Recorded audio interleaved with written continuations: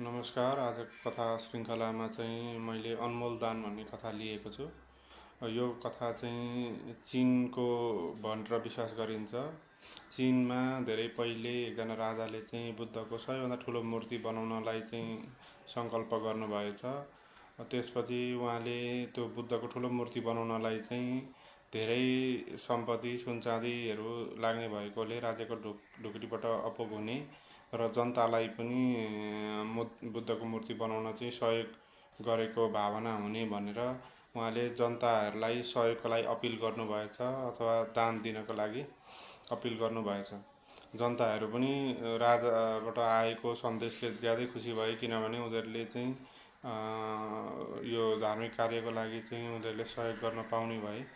त्यही भएर यस कार्यको लागि चाहिँ राजाले एउटा ठुलो बुद्धको भिक्षु यसरी खटेर जाने ती बौद्ध भिक्षुहरू चाहिँ प्रत्येक गाउँमा जाने क्रममा चाहिँ एउटा ठुलो घरमा पुगेछन्। त्यो घरमा चाहिँ घर मालिकसँग उनीहरूले दानको लागि रिक्वेस्ट गर्दा घर मालिक गएर अब सरसल्लाह गरेर चाहिँ आफ्नो अब सुन चाँदीहरू रुपियाँ पैसा सङ्ग्रहित गर्दै गर्दा त्यही घरमा चाहिँ काम गर्ने एकजना काम गर्ने मान्छेको छोरीले चाहिँ उनीहरूलाई ल्याएर एउटा सानो सिक्का दिइन्। त्यो सिक्का चाहिँ 1 पैसा, अब 1 युवान भन्दा पनि धेरै सानो थियो, त्यहाँको सबैभन्दा सानो पैसा भनौँ। अनि त्यो पैसा चाहिँ के भएको रहेछ भने त्यो बच्चीले चाहिँ कुनै दिन खेल्दाखेरि बाटामा भेटेकी रहेछन्। त्यो पैसा भेटेर उनले आमालाई दिन खोज्दाखेरि चाहिँ आमाले उनको चित्त किन दुखाउनु भनेर, यो महत्त्वपूर्ण हो, तिमी राख, तिमीलाई कुनै दिन केही काम लाग्छ, केही कुरा किन्न काम लाग्छ भनेर दिएको रहेछ। बच्चीले पनि सम्हालेर राखेकी रहेछन्। र जब बौद्ध भिक्षुहरू चाहिँ सम्हाल्दै के अरे दान सङ्ग्रह गर्दै आए, त्यति बेला चाहिँ त्यो बच्चीलाई पनि अब आफूलाई दान दिन मन लागेर उनले त्यो सिक्का ल्याएर दिन्। तर त्यो भिक्षुहरूले चाहिँ त्यो सिक्का चाहिँ खासै अब मूल्यवान नभएको सुन चाँदीहरू कलेक्सन गरिरहेकोलाई त्यो सिक्काको के भ्यालु हुन्छ भनेर उनीहरूले कलेक्सन नगरिकन फर्केछन्। जब त्यो सिक्का भिक्षुहरूले लिन मानेनन्, त्यसपछि त्यो सानी बच्ची चाहिँ घरभित्र गएर धेरै बेर रोइछिन्। धेरै रुँदा रुँदा गरेपछि आमाले सम्झाएर बल्ल बल्ल उनलाई फकाउन सफल भइछन्।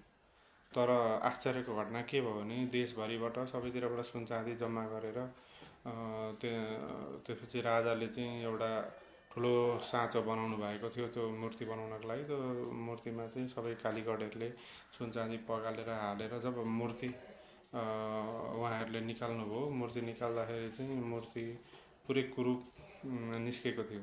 त्यसपछि राजालाई आश्चर्य भयो, साँचो सबै ठिक छ, कसरी यो बिग्रियो भनेर अनि उहाँले त्यो मूर्ति बनाउने सुन चाँदी सङ्ग्रह गर्ने समितिलाई सोध्नुभयो, उनीहरूबाट केही भुल भएको छ भन्दाखेरि उहाँले सबैजना सदस्यलाई राखेर सोद्धा पनि कसैले पनि आफूले गल्ती गरेको महसुस नगरेकोले कसैले पनि हामीले गल्ती गऱ्यौँ भनेनन्।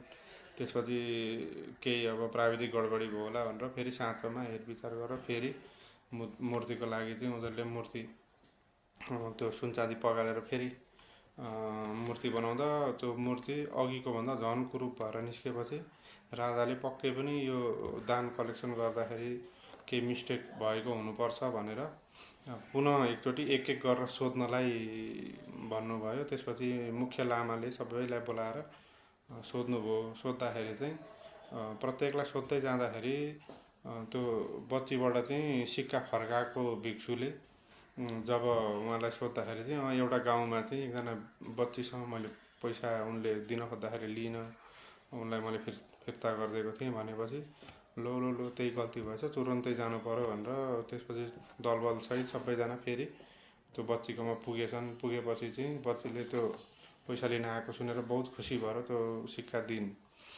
त्यसपछि जब त्यो सिक्का सहित लगेर त्यसलाई गालेर चाहिँ फेरि साँचोमा मूर्ति बनाउनलाई हालियो, त त्यति बेला बुद्धको मूर्ति यस्तो सुन्दर निस्क्यो। त्यो सुन्दर बुद्धको मूर्तिको चाहिँ मुटुको छेउमा चाहिँ त्यही बच्चीले दिएको सानो सिक्का चाहिँ टल्किरहेको थियो भनेर भनिन्छ। र यो कथाले चाहिँ के बुझाउँछ भने दान भनेको ठुलो सानो केही पनि हुँदैन। सुन चाँदी जवाहरात दिए पनि मान्छेको श्रद्धाको दान हुन्छ। श्रद्धा 1 पैसा 2 पैसा भन्ने पनि हुँदैन, जति पैसा दिए पनि त्यसलाई चाहिँ दानलाई स्वीकार गर्नुपर्छ अथवा दान दिनुपर्छ भन्ने यो कथाले पाठ सिकाउँछ।